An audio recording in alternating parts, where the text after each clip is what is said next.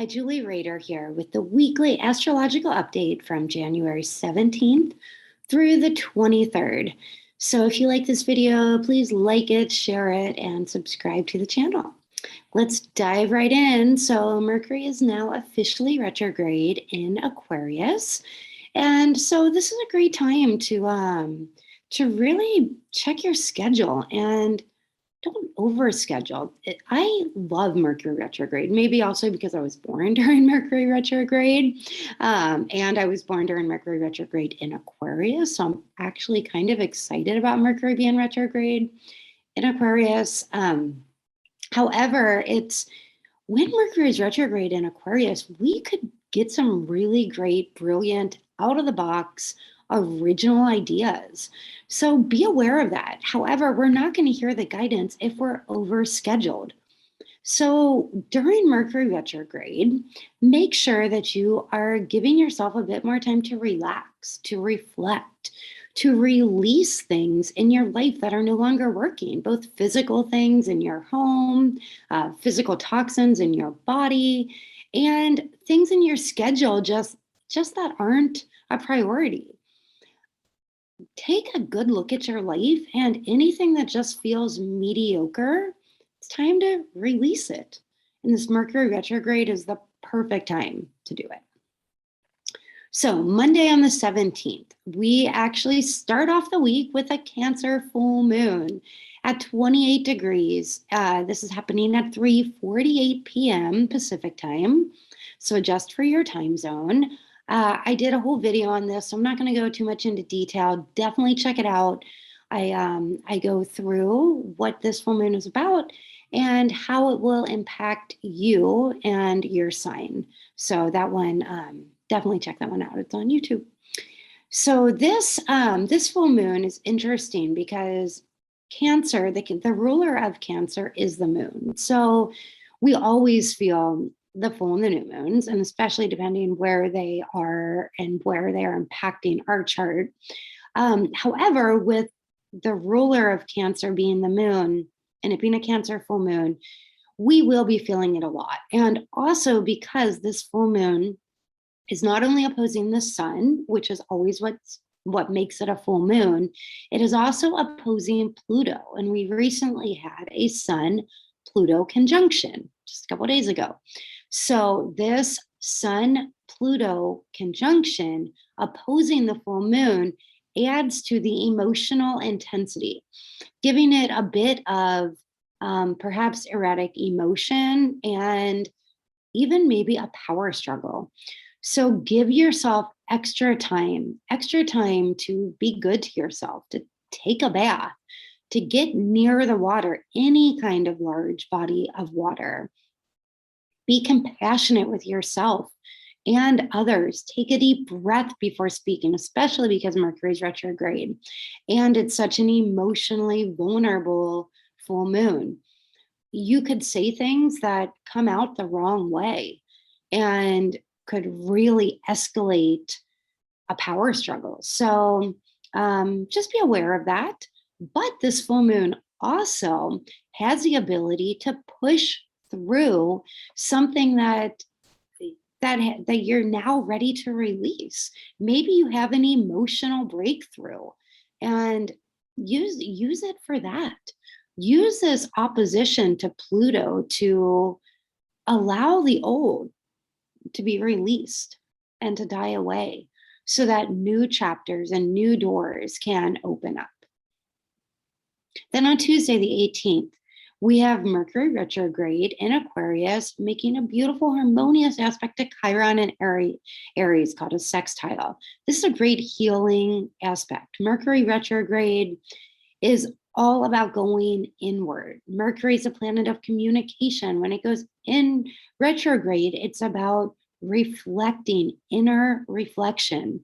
When it's making an aspect like this, a beautiful one, to the healing planet Chiron, we can go in and maybe because it's Aquarius involved too, maybe we suddenly realize what needs to occur inside for us to heal or move beyond an old wound. Maybe it's a healing of something with a friend, because it is Aquarius also involved.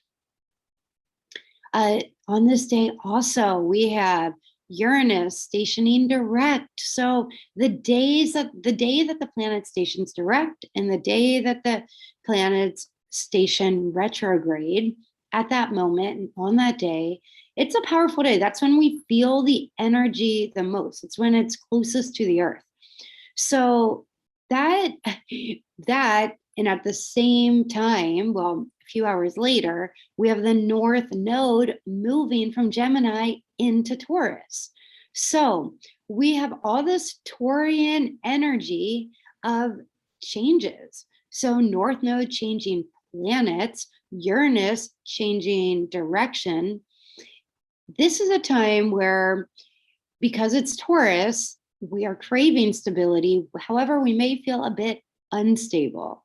So ride the waves, do the healing work, and definitely do something that will give you a sense of grounding. Put your feet directly on the earth.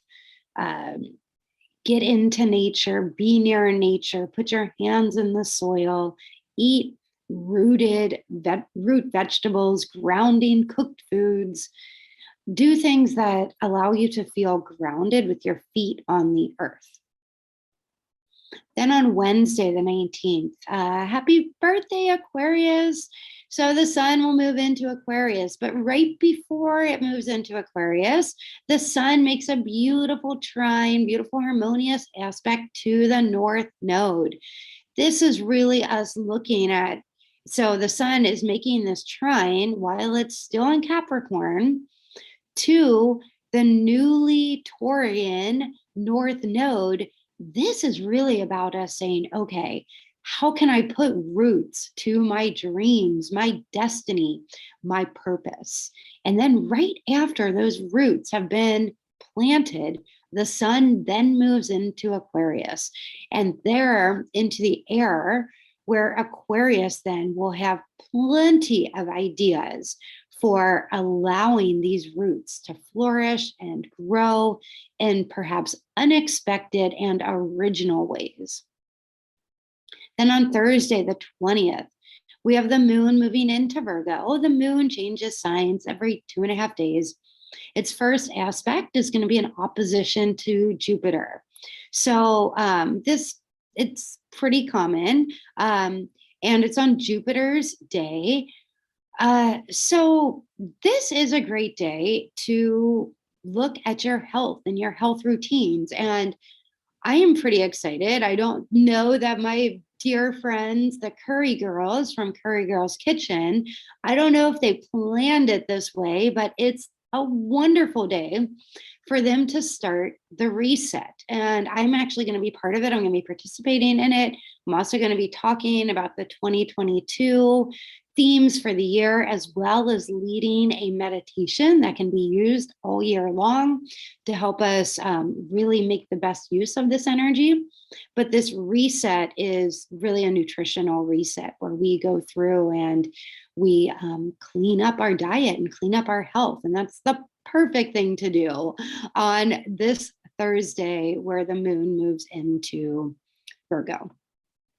Then on Friday, the moon is making lots and lots of aspects. That's kind of the biggest. There are no major aspects, just the moon making, well, a few, not a ton of aspects. And they're and these aspects, for the most part, are about grounding our brilliant ideas.